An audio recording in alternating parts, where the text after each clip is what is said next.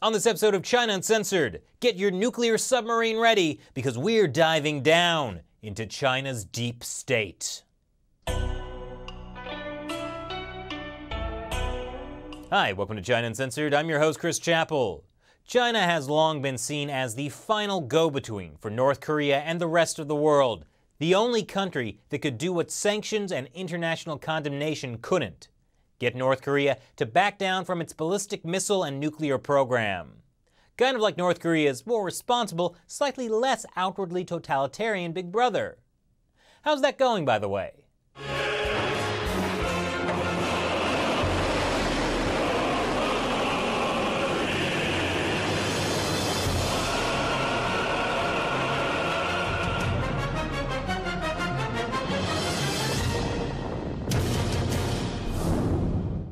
Yeah, okay, that seems to be going pretty well. Unfortunately for China, the United States, and the rest of the world, North Korea is hitting its difficult teenage years and going full-on rebel without a cause. But instead of this, "You're tearing me apart!" it's coming off more like this. "You are tearing me apart, Lisa!" So has the Chinese regime really lost all sway over its communist little brother? If North Korea carries out its sixth nuclear test, would it, as my favorite state-run media, the Global Times, says, take relations beyond the point of no return? And let me just say, if the hawkish Global Times, the ones who've said that China's nuclear capability should be so strong that no country would dare launch a military showdown with China under any circumstance, is arguing restraint, you know things are bad. But you may have noticed that in the past, China treated North Korea less like the responsible big brother who gets you to quit smoking, and more like the irresponsible big brother who teaches you how to smoke in your room with the windows open so your mom can't smell it.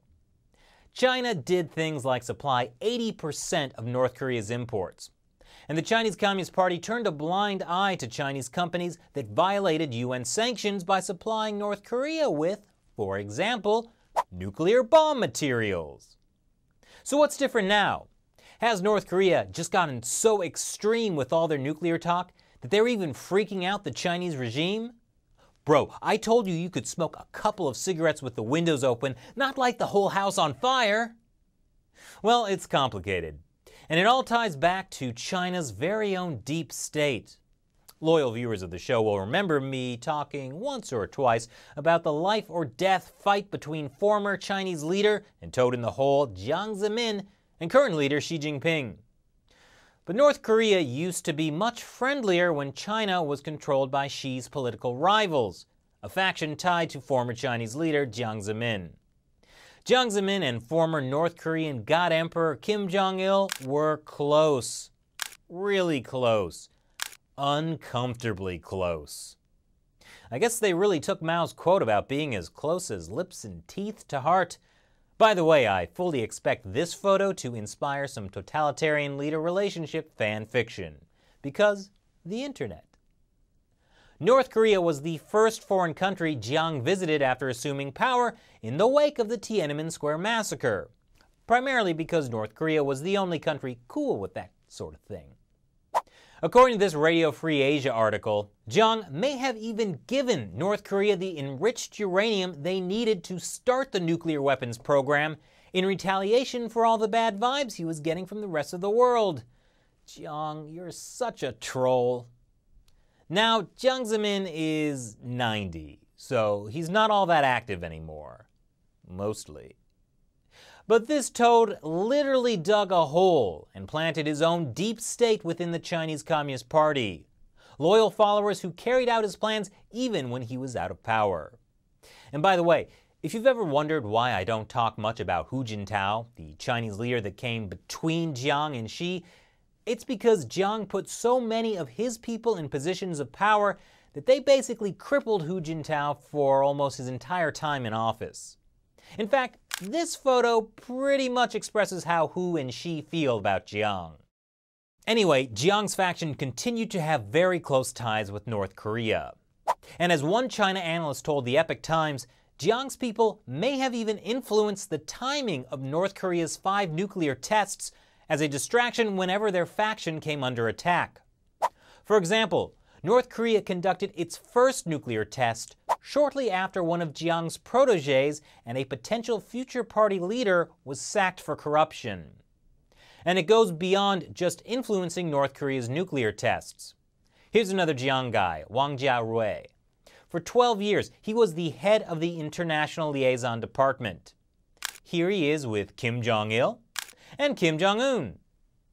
He's the guy who allowed all that trade between China and North Korea, including those nuclear bomb materials. Then there's Zhou Yongkang, known to his friends as Sunshine, and one of the highest-ranking members of Jiang's clique brought down in Xi Jinping's anti-corruption campaign. Before he got purged like the aftermath of a 4th of July hot dog eating contest, he was the head of the Communist Party's internal security apparatus and one of the biggest supporters of the Kim dynasty. Why, he was even there when Kim Jong-il let his son Kim Jong-un out as the heir apparent. Hey kid, say hello to your Uncle Joe! And speaking of uncles, Joe also may have been responsible for Kim Jong-un's execution of his own. Kim's uncle visited China in 2012 to meet with Hu Jintao, apparently to discuss stopping North Korea's nuclear program in exchange for economic development and replacing Kim Jong-un with his stepbrother Kim Jong-nam. You know, the one who was just assassinated by poison. But according to this China analyst, Joe told Kim about Jiang's conversation and Kim had his uncle purged and executed. And it continues to this day. Xi Jinping is opposed by 3 members of the Jiang faction in the Politburo Standing Committee, the most powerful old dudes in China. The 2 Jiangs, no relation, both studied in Pyongyang and have made several state visits. Here's Jiang Dejiang with the 2 Kims. And here's Liu Yunshan having a grand time with Kim Jong-un. It was under Jiang Zemin and his cronies that North Korea was able to develop into the potential nuclear threat it is today. So it's not too surprising that Xi Jinping, the political enemy of North Korea's Chinese allies, has had such a hard time reining in the rogue regime. So can China stop North Korea from developing a nuclear bomb? It may depend on how much trouble Jiang's people can still cause. Because even though Xi is doing a pretty good job of digging out Jiang's faction so far, the roots go pretty deep. What do you think about China's ability to stop North Korea? Leave your comments below. And if you'd like to finance the China Uncensored Humor program, consider making a contribution on the website Patreon. Viewer support like yours is what keeps the show going despite YouTube sanctions. Link is below. Once again, I'm your host, Chris Chappell. Thanks for watching this episode of China Uncensored.